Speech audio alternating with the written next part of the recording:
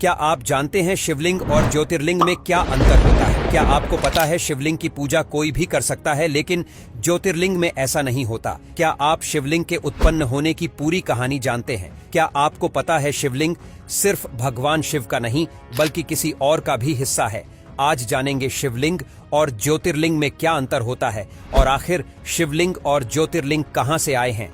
बने रहिए वीडियो के अंत तक। दोस्तों, भारत देवों की भूमि है और यहाँ पर सनातन धर्म कई करोड़ साल पुराना है। शिव भगवान यानी कि महादेव इस धरती के कर्ता धर्ता हैं, जिन्हें बड़ी निष्ठा के साथ पूजा जाता है। ये बात तो आप सभी जानते होंगे कि शिवलिंग और ज्योतिर्लिंग भगवान शिव के ही अंग है, जिन्हें शिव मानकर ही पूजा जाता है। लेकिन क्या आप जानते हैं शिवलिंग और ज्योतिर्लिंग एक नहीं होते? शिवलिंग और ज्योतिर्लिंग में बहुत बड़े अंतर होते हैं जो शायद आपको नहीं पता होगा। चलिए आपको बताते हैं। आखिर शिवलिंग और ज्योतिर्लिंग अलग अलग कैसे है? शास्त्रों के अनुसार शिवलिंग का अर्थ होता है अनंत, यानी जिसकी ना कोई शुरुआत हो ना ही कोई अंत। शिवलिंग भगवान शिव और माता पार्वती का आदि अनादि अकाल रूप होता है, यानी कि शिवलिंग सिर्फ शिव भगवान को ही नहीं दर्शाता बल्कि माता पार्वती को भी दर्शाता है। शिवलिंग के ऊपर का हिस्सा शिव का प्रतीक होता है और नीचे का हिस्सा माता पार्वती का हिस्सा होता है। शिवलिंग की पूजा करने के लिए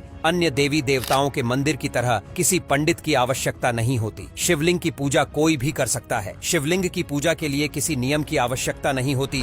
कोई भी साधारण व्यक्ति शिवलिंग की पूजा कर सकता है, क्योंकि शिव भगवान किसी नियम में बंधे नहीं होते, क्योंकि शिव सबके हैं और सब शिव के हैं। इसीलिए कहते हैं शिवलिंग पर अगर पूरे मन से सिर्फ एक लोटा जल भी चढ़ा दिया जाए तो वह पूरी पूजा पाठ के बराबर ही होता है। कुछ शिवलिंग ऐसे होते हैं जो स्वयंभू स्थापित शिवलिंग है, लेकिन कुछ शिवलिंग ऐसे हैं जो मानव द्वारा स्थापित किए गए होते हैं, लेकिन मान्यता दोनों की बराबर ही होती है और शिव सभी में समाये होते हैं। लेकिन अगर ज्योतिर्लिंग की बात करें तो ज्योतिर्लिंग शिवलिंग से बहुत अलग होते हैं। ज्योतिर्लिंग का अर्थ होता है ज्योति के रूप में शिव का प्रकट होना। इसीलिए जिस जिस स्थान पर भगवान शिव ज्योति के रूप में प्रकट हुए और वहीं स्थापित हो गए, वह स्थान ज्योतिर्लिंग कहलाता है। इसीलिए तो शिवलिंग हमारे देश में आपको हर जगह देखने को मिल जाते हैं, लेकिन ज्योतिर्लिंग आपको पूरे भारत में सिर्फ 12 जगह ही देखने को मिलते हैं, जिनके नाम है सौराष्ट्र गुजरात में सोमनाथ, शैल पर्वत पर मल्लिकार्जुन, क्षिप्रा नदी के किनारे पर महाकालेश्वर, उज्जैन में ओंकारेश्वर या अमलेश्वर,